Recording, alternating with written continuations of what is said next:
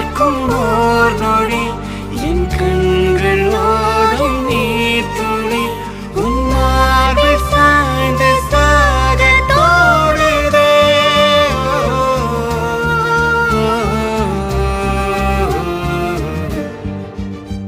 உன்னாலே என்னாலும் என் ஜீவன் வாழுதே. சொல்லாமல் உன் சுவாசம் என் மூச்சில் சேருதே.